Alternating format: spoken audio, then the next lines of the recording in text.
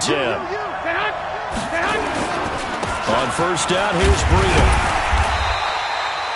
Give him 3 on first down. It'll set up a 2nd and 7. They tried a quick hitter inside, but that one was swallowed up because what they're hoping, this big defensive lineman will take the bait and move laterally and open up a crease that they can run through. Didn't happen on that play. And they'll get him down as he's inside the 40.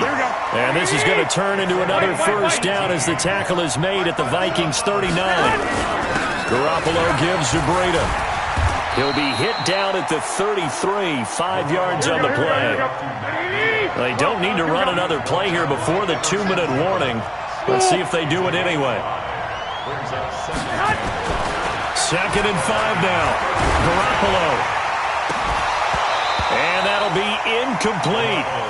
Good protection that time, and they couldn't hook up on the long one. Now it's 3rd down. They come up now 3rd and 5 following the incomplete pass. This is Breida. And he's got the first as they'll bring him down at the 28-yard line.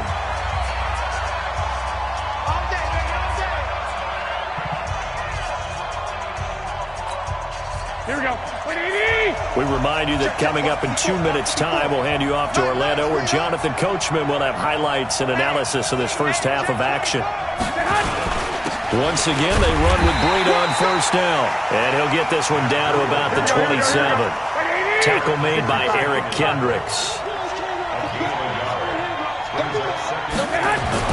On 2nd and 9, Garoppolo.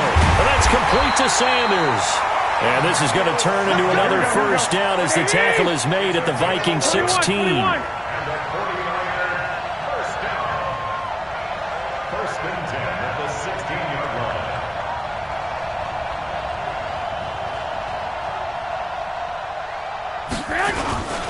Here's Breida. And he'll take this one down near the 15. The Vikings going to signal for the first of their timeouts as they'll talk things over prior to this upcoming 2nd down play. Hey, Foxtrot. On 2nd and 9, Garoppolo looking for Sanders, and it's intercepted. Mackenzie Alexander with a pick. And the return just out across the 15 to the 16-yard line.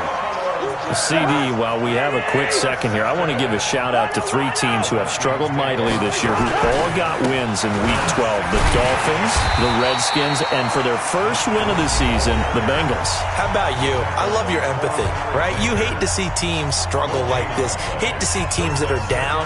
And when they get wins, you come with a little bounce, don't you? You got a little extra spring in your step. Those Bengals, and they beat the Jets, who at the time were hot, right? Yep. They won 3 in a row. How about Washington? That win over Carolina, and then, of course, the Dolphins. No one really saw that coming. Their win over Philadelphia, even though it was at home. Could those wins for those teams be the death knell for the teams that lost? The Jets, we're not going to talk about them anymore. Carolina, they still thought maybe a late run could put them in the playoff race in the NFC South. And then how about Philadelphia? But they're not out of it. No. They still control their destiny. If they win out, they go 9-7 and win the NFC East. Yeah, because they're just one game back of 6-6 Dallas.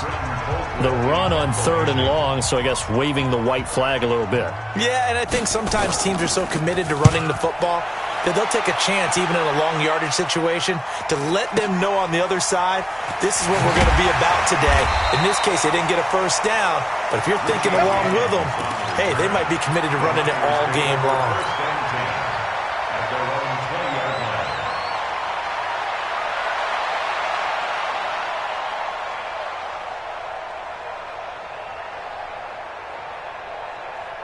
Here we go. The 49er offense set to get this drive underway. See what happens. Trying to shake off the interception from the last drive. He'll look to throw. And he's brought down at the 24 after a gain of 4. They'll come up 2nd and 6 now from the 24. Garoppolo. Nowhere to escape, and he goes down. Now here's a timeout as they're going to get it with 8 seconds remaining here in the first half. Well, that last sack, it puts Garoppolo and the 49ers in a tough spot. They face a 3rd and long.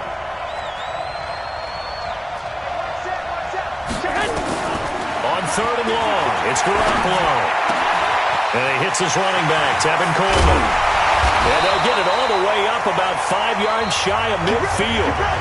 So 2 quarters down, 2 remain. Charles and I return after the break. All right, Coach, thank you, and we welcome everyone back for quarter number here in London. All to play for as we are back underway in the second half. And this will be a touchback as that sails over the end line. Our offense set to get this drive underway. They have a chance to break our tie here as we get a look at the first drive of quarter 3. And it's such a tone setter, isn't it? Because both sides trying to seize momentum to begin the half. What do they have dialed up that'll give them an advantage to move the ball downfield? Let's find out what they have dialed up. On 2nd and 2. Garoppolo looking for Sanders into heavy traffic, and it's intercepted. Mackenzie Alexander with a pick. And they will finally get him as he's all the way down near the 40-yard line. First possession of the third quarter, an interception, so maybe a second-half tone setter. Indeed, and not the tone they wanted to set. That's the equivalent of running out the wrong door and running into your pool instead of running out onto the field. A real dud for that one. Has that happened to you before? No, but I've heard stories about teams actually doing that back in the good old days. 3 yards on the pickup there, and it'll be second down. When we see those runs to the perimeter, when we see those runs to the edge, we think about big breakers, don't we? In this case, it was a modest gain, but it does open up possibilities here on second down. Back to the ground, this time Cook. And he stopped immediately there.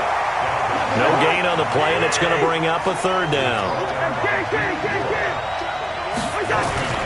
A 10th carry in the game for Cook. And they'll get him down at about the 37, well short of the first. Just a gain of 2 there, and it's going to bring up a fourth down. Let's give a lot of credit to the offensive line. They've been able to move the ball really well on the ground the entire game, and while that wasn't a huge one, that's okay. They'll take them in short, steady bursts. Looking for Diggs, and it's intercepted. Picked off around the 27. And the return out shy of midfield to the 46-yard line.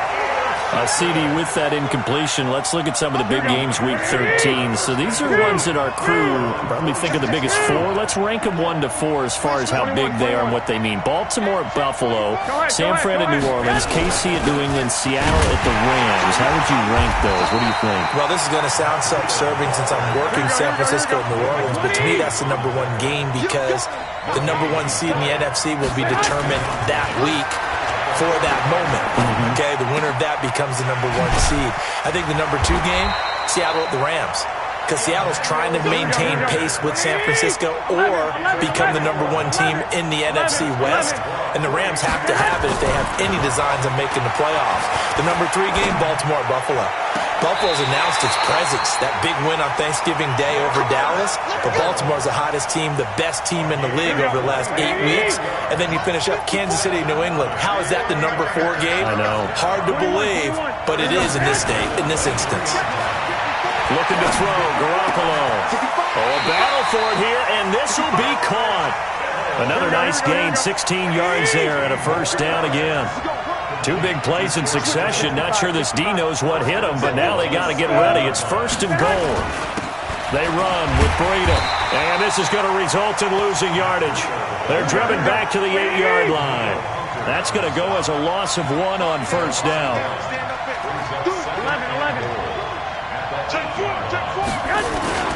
They run again with Breida, and he's going to take it in. Touchdown, San Francisco.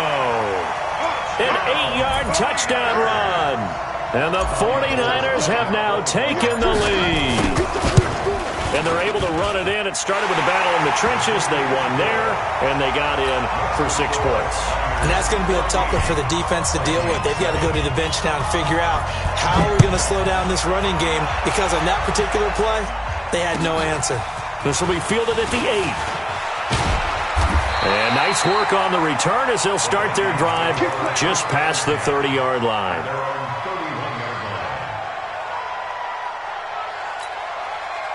Here are the Vikings now to start their next drive. They trail a 1-score deficit, 14-7, as they come up 1st and 10. Here's Cook as they begin on the ground. 7 yards on the pickup there, and it'll leave them with a 2nd and 3. Despite the blitz, they're still able to pick up a nice solid gain. The disadvantage of blitzing often alters the normal spacing and run fits and leaves creases like they were able to exploit right there. And now here's a deep shot that's complete. And this will move the chains again as the tackle's going to be made at the 49ers 33. First down, here's the run with Cook. And that one blown up quickly as he's going to be stopped before he could even get started. It's a loss of 4 there, bringing up 2nd down. Welcome back now here in London. It's the Vikings in possession of the football, but they need some points. They're trailing here to start the 4th. Rush coming, and he's taken down. Getting the sack, the 227-pound linebacker, Quan Alexander. Play action now, Cousins. And tight coverage there. It's knocked away, incomplete. A 4th and very long coming up. You're out of field goal range. I don't know that you can go for this. Well, I know that you want to, right? You know that they want to say, hey, let's go for this. We've got the perfect play drawn up. Let's do it. But I wouldn't go for it either. I agree with you totally. You're only down 1 score. Punt it. Let your defense pick you up. 1 score down. Here we go. They're going to go for it here on 4th down.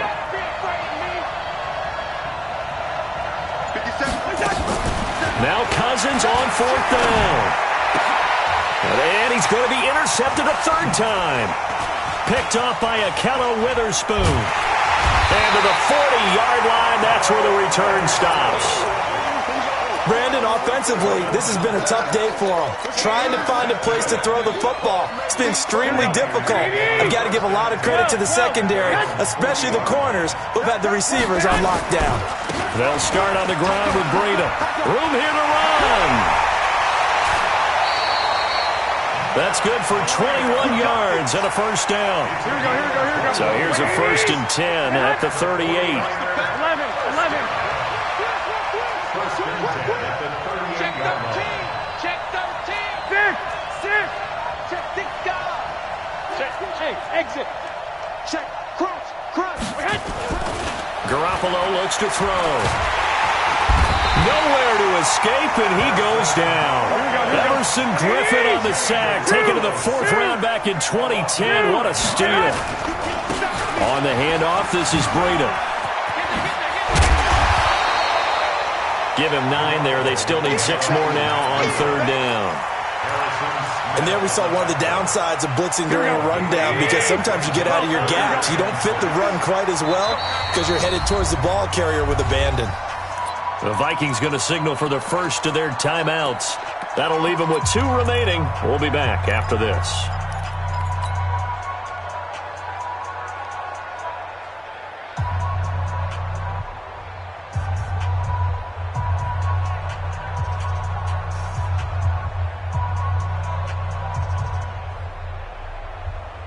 One of the bigger plays in the game thus far, and the crowd getting into it as we come up on a big 3rd down. On 3rd down, here's Coleman. And brought down, but not before they're inside the 25. The Niners have the 1st down on a gain of 11.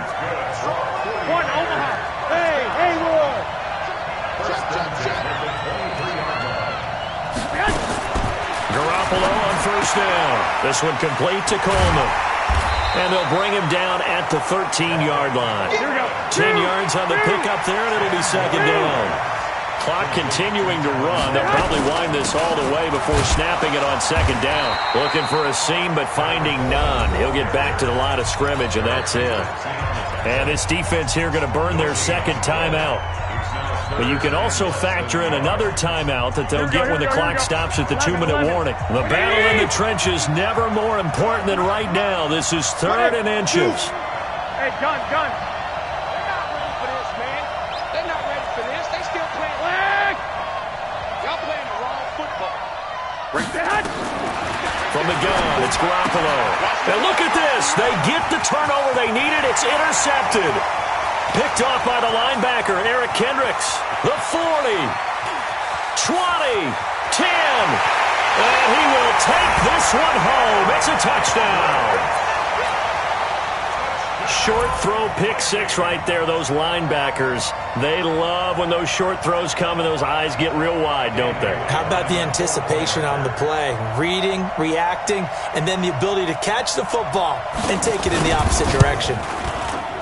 Don't forget the extra point. It's up and good. And we are tied here in the fourth quarter.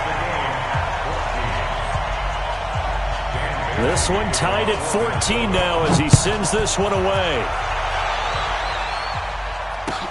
This is taken at his 4. And not a bad return here. He gets it out to the 25-yard line. Let's go.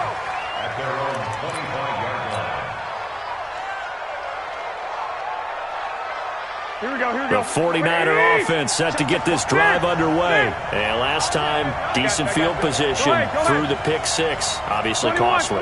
But they can't afford to just bunker in now. All right, good field position means go ahead and attack on offense. Try and press the advantage a little bit.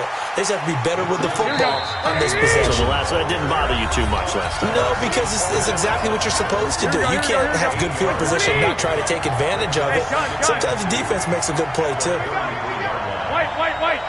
Bravo. Check, Mike 54. Mike 50. On second, strong on the deep ball, and now they face a third down. After the incompletion, here now, 3rd and 2. Hey, Delta. Now Garoppolo completes it to the tight end, Kittle. And he's going to have the first down at about the 38.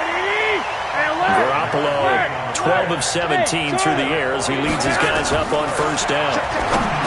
Throwing now is Garoppolo. And Sanders has got it complete. And he'll get up to the 43-yard line. 5 yards on the catch there, brings up second down. To throw is Garoppolo. And seeing nowhere to throw, he chucks this one away from harm. Incomplete. Now it's third down. Here we go. An incomplete pass on that last play, and that means they'll need to come up with something here on third down. Hey, Alpha. Let's go, D. Garoppolo to throw. Got him in. He finds Sanders. And he's got the first down yardage as he takes it down to the 49. And they just keep marching right along. First down on a pickup of 8 there. 2 yards on the carry there. It'll be second down.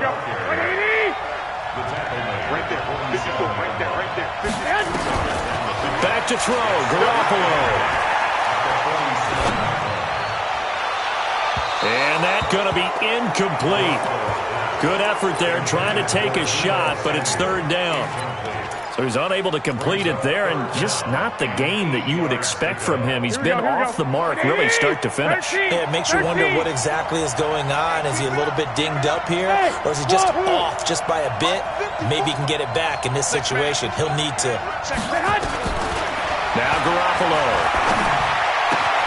This one into the hands of Kittle, the tight end. And the 49ers now going to use the first of their timeouts, as the clock will stop with 18 seconds remaining. So here we go. Maybe the biggest kick of the game forthcoming. The Vikings going to use their third and final timeout, as the clock will stop with 18 seconds remaining.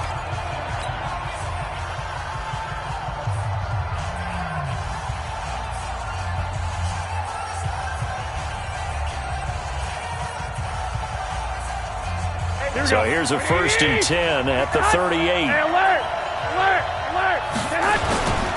Now a give to Breida. And brought down, but not before they're inside the 25. Now San Francisco going to call their second timeout, as they'll stop it with 13 seconds left to play. 1st and 10 at the 23-yard line.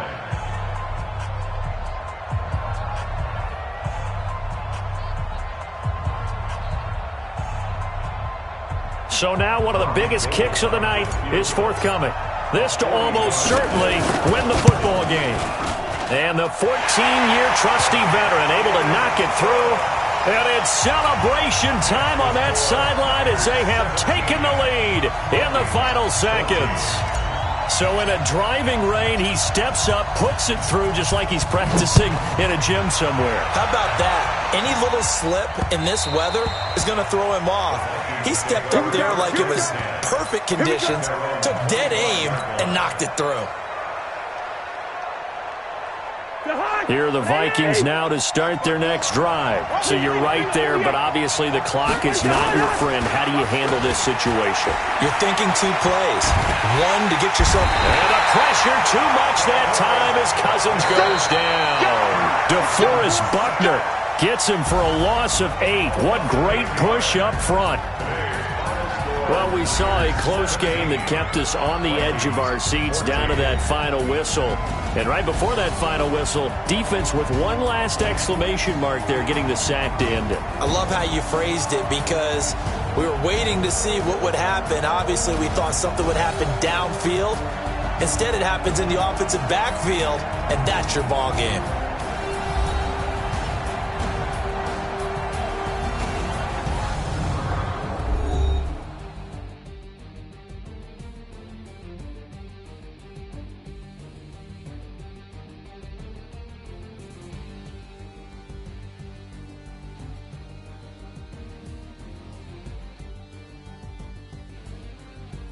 So that'll do it for us. For my partner, Charles Davis, and all the hard-working men and women on our crew, I'm Brandon Gaudin. You've been watching the NFL right here on EA Sports.